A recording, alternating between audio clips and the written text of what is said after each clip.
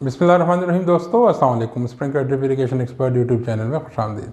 दोस्तों, आज हम आपको जो ट्यूटोरियल वीडियो लाए हैं रेनगन की, वो है एटम 28 के नाम से। यह तुर्की से इंपोर्ट हुई हुई है।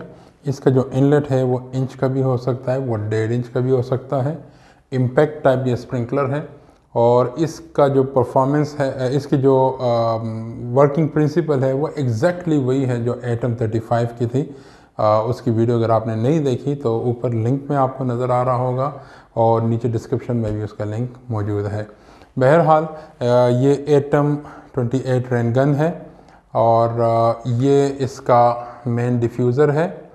जिस तरह एटम 28 में था, आप इसको मेन डिफ्यूज़र को यहाँ पे इंस्टॉल करते हैं तो ये क्या करता है कि एज़ पर योर नीड, जो आपको अगर आप चाहते हैं कि करीब पानी ज़्यादा गिरे तो आप इस नट को टाइट कर देते हैं इस तरह, ताकि ये स्ट्रीम को तोड़ दे और पानी ज़्यादा करीब गिरे, दूर ज़्यादा पानी ना जाए। लेकिन अगर आप चाहते हैं कि पानी ज़्यादा दूर तक जाए और करीब भी प्रॉपर पड़ता रहे तो इसको फिर आप पीछे भी कर सकते हैं स्ट्रीम से, तो पानी अब ये पूरी कैपेसिटी पे चलेगा। और अगर आप चाहते हैं कि एरिया कम है, पानी एरिया से बाहर जा रहा है, तो फिर बेहतर है कि आप इसको थोड़ा सा पानी के स्ट्रीम के सामने ले आएं तो रेडियस थोड़ा सा कम हो जाता है। और ये इसका इम्पैक्ट है। इसी तरह ये चलता है, जैसे इस पर पानी यहाँ से नोज़ल से निकल के इस एरिया से, जैसे कि ये है, इस एरिया में पानी निकल के इस एरिया को हिट करता है तो क्या एज ए रिएक्शन ये पीछे चला जाता है। जैसे ये पीछे जाता है तो यहाँ पे इसका स्प्रिंग लगा हुआ है। अब जैसे मैं इसको छोड़ता हूँ तो ये स्प्रिंग की वजह से वापस चला जाता है।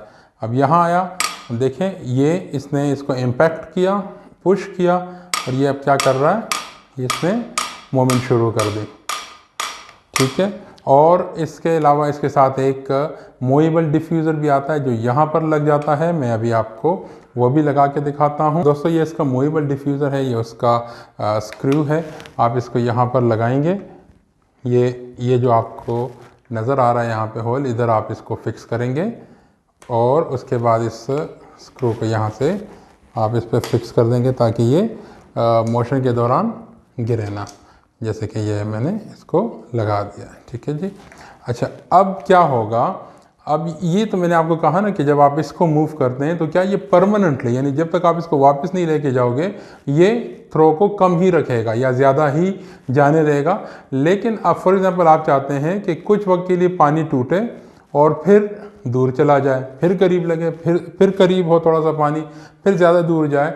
इसका मतलब असल में ये होता है कि बाज़ों का ज़मींदार को चाहिए होता है कि करीब ज़्यादा पानी लगे, दूर थोड़ा सा कम लगे। तो फिर हम ये मूवेबल डिफ्यूज़र लगाते हैं। इसको यहाँ लाएंगे और इसको इतना टाइट करेंगे कि जितना हम चाहते हैं कि ये स्ट्रीम को ब्रेक करें। जैसे कि यहाँ आप देखें, अब जैसे ही पानी निकलेगा यहाँ टकराएगा, लेकिन किस वक्त टकराएगा, जब ये इसके सामने आएगा। यानी ये जब इधर गया, इसके सामने आया, इसने पानी को तोड़ा, लेकिन जैसे ही निकला तो पानी अब एक्सट्रीम पे चला गया, पूरे पॉइंट पे चला गया। वापस आते हुए फिर इसने पानी को थोड़ा कुछ सर्टन सेकंड, माइक्रो सेकंड्स के लिए, और फिर निकल गया उसके सामने से। तो जैसे ही इसके सामने आएगा पानी टूट जाएगा और जैसे ही उसके सामने से निकलेगा पानी फिर दूर चला जाएगा। तो ये बैक एंड फोर्थ ये होता रहेगा। तो इससे क्या होता है, इसकी यूनिफॉर्मिटी और भी बेहतर हो जाती है। और ये पेटेंट है वैसे डूकार रेनगन्स का। ये किसी मतलब अगर कोई और है भी, अभी तक तो मैंने मार्केट में मूवेबल डिफ्यूज़र किसी के साथ नहीं देखा, लेकिन अगर है भी तो बहर पेटेंट ये तुर्किश रेनगन डूकार जो कंपनी है उनका ही है ये। तो ये इसका मूवेबल डिफ्यूज़र है। इसका मतलब है या इसका जो मकसद है वो ये है कि ये बैक एंड फोर्थ करे, पानी को तोड़ दे, फिर ज़्यादा जाने दे, फिर तोड़ दे, फिर ज़्यादा जाने दे। और इसका ये परमानेंट, यानी अगर आपने इसको सामने किया तो ये पानी को तोड़ देगा और ये पानी टूटता ही रहेगा अनटिल अनलेस आप इसको वापस ले आएं।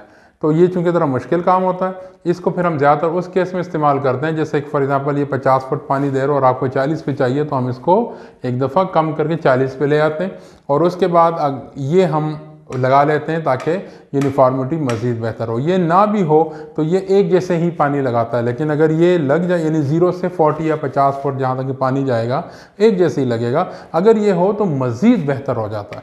तो ये है इसकी सेटिंग। बिल्कुल ये आपको जैसे 2 स्क्रूज ये नज़र आ रहे हैं।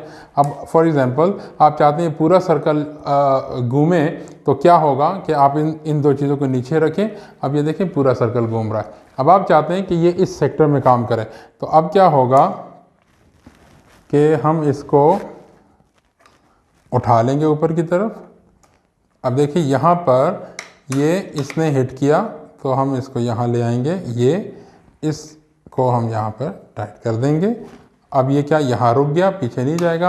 अब क्या होगा, ये वापस जाएगा इस तरह, ये वापस आया। अब आप चाहते हैं यहीं पे ये रुक जाए, तो ये जो है दूसरा वाला, इसको इसके करीब ले आएँ यहाँ तक, और अब इसको यहाँ पर बंद कर दें।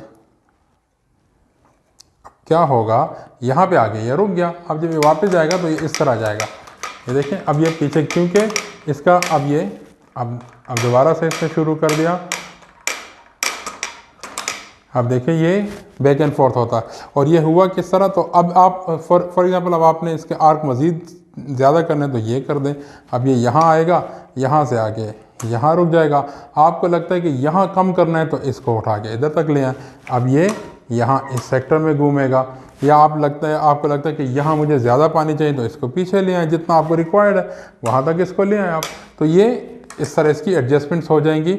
और ये इसका है बेसिकली, जब ये ट्रिप करता है तो क्या होगा, ये असल में ये जो पेंडुलम पीछे आ रहा है ना, पहले ये क्या करता था, पहले ये इधर पीछे तक आता था और यहाँ हिट करता था। यानी ये देखिए यहाँ पीछे तक आया और यहाँ हिट किया, जहाँ पे आपको रबर नज़र आया ये, तो ये इस तरह घूम गया। लेकिन जब ये ट्रिप करता है इस तरह, तो फिर ये आके यहाँ ये देखिए, ये जो इसका निब सा उठा हुआ है ऊपर की तरफ, ये देखें ये इसका निब सा ऊपर की तरफ उठा हुआ है, फिर ये इसको रोक लेता है, यानी पीछे नहीं जाने देता। तो जितना ज़ोर है वो इस साइड पे लगता है। अब तो अब ये इस तरह घूमने लगेगा, और जैसे ही ये ट्रिप करेगा, ये पीछे जाएगा तो फिर ये इस तरह आ जाएगा। तो दैट्स हाउ कि इसकी सेटिंग की जाती है। जिस तरह डुकार 40 मैंने कहा था कि अगर आपने ये जो मूवमेंट है, अगर इसको तेज़ करना है तो ये स्प्रिंग लोडेड है। ये स्प्रिंग आप इसमें से यहाँ से ये पिन निकालेंगे, इसको टाइट करेंगे और दूसरे सुराख में पिन वापस इंसर्ट कर देंगे, तो ये जो स्प्रिंग है ये टाइट होगा, तो ये जल्दी जल्दी वापस आएगा। और अगर आप चाहते हैं कि ये आहिस्ता वापस आए तो इस पिन को निकालें, इस हेड को थोड़ा सा लूज़ करें, तो फिर क्या होगा, ये आराम से पीछे जाएगा और आराम से आगे आएगा। तो इसकी मोशन, यानी ये इस रूटीन में इस तरह घूम रहा है। अगर आप टाइट करेंगे तो ये तेज़ घूमेगा, और अगर आप इसको लूज़ करेंगे तो फिर ये आराम आराम से घूमेगा। इसके साथ जो नोज़ल्स आती हैं वो आती हैं 10 नंबर, 12 नंबर और 14 नंबर की नोज़ल। हम यहाँ से इसको खोलेंगे नोज़ल को। ये हमने नोज़ल खोला। याद रखें 40 में भी एटम 40 और एटम 28, एटम 35 एक और रेनगन है, उसकी भी वीडियो बनाएंगे इंशाल्लाह। उसके अंदर ये रबर लगा होता है, इसका बहुत केयर करना है। ये गिर जाएगा तो फिर लीकेज शुरू हो जाएगी। तो आपने ये नोज़ल इसमें से निकाली और दूसरी अपनी मर्ज़ी की नोज़ल, जैसे कि मैं ये 14 नंबर नोज़ल उठा लूँ, ये मैंने इसमें लगा के रबर वापस रखी और उसके बाद इसको ला के मैंने यहाँ से दोबारा फिट कर दिया। ठीक है जी। तो अब ये इसकी नोज़ल बड़ी हो गई। और अच्छा, इसके साथ ये ऑक्सिलरी नोज़ल मैं बताना भूल गया था। ये ऑक्सिलरी नोज़ल इसके साथ भी, जिस तरह एटम 40 के साथ भी, इसका मेन मकसद भी यही है कि करीब एरियाज़ में पानी लगे। और ये इसका डिफ्यूज़र पिन है। अगर आपने जिस तरह ये डिफ्यूज़र पिन था उसी तरह ये भी है इसको, ताकि आप ज़्यादा करीब या ज़्यादा दूर कर सकें। तो अब आते हैं जी इसके परफॉर्मेंस के बाद। तो अगर आपने इसको 12 नंबर की नोज़ल लगाई है और ये आपको तकरीबन एक साइड पे कोई 60 फुट 55 से 60 फुट के दरमियान एक साइड पे पानी देगा, और जो इसको हार्स पावर चाहिए होगी वो कम से कम जो हार्स पावर है वो 3 हार्स पावर है, ताकि आप 50 से 60 फुट के दरमियान इसमें से थ्रो ले सकें। तो 3 हार्स पावर कम से कम, और जो नीचे पाइप डलेगा वो कम से कम होना चाहिए 2 इंच का। अब अगर आपके बिजली नहीं और आप डीजल इंजन से चला रहे हैं तो फिर डीजल इंजन की बजाय यहाँ पे मैं प्रेफर करता हूँ जो पेट्रोल इंजन है, 7 हार्स पावर, 6 हार्स पावर या 8 हार्स पावर के जो पेट्रोल इंजन आते हैं, उसके साथ एक पंप कपल भी होता है। अगर उसके थ्रू इसको चलाया जाए तो भी बड़ा मुनासिब जो है आपको इसके रिज़ल्ट मिल सकते हैं। तो अगर आपने मोटर चलानी है तो 3 हार्स पावर, और अगर आपने डीजल इंजन चलाना है तो मैं रिकमेंड नहीं करता हूँ, फिर आप पेट्रोल इंजन की तरफ जाएं। 6, 7 या 8 हार्स पावर के जो मिलते हैं उसके साथ ये बड़ा प्यारा चलेगा। और नोज़ल्स इसमें 14 लगी हुई है। तो अगर आप इसको 12 नंबर की नोज़ल लगाते हैं और 11,000 से 12,000 लीटर एक घंटे के इसको पानी दे रहे हैं और 3 बार का प्रेशर इधर मेंटेन कर रहे हैं नोज़ल के ऊपर, तो ये थ्रो देगा आपको 50 से 60 फुट के दरमियान एक साइड पे ये आपको थ्रो देगा। तो ये डुकार एटम 28 रेनगन के बारे में ट्यूटोरियल था आज का। उम्मीद है दोस्तों आपको पसंद आया होगा।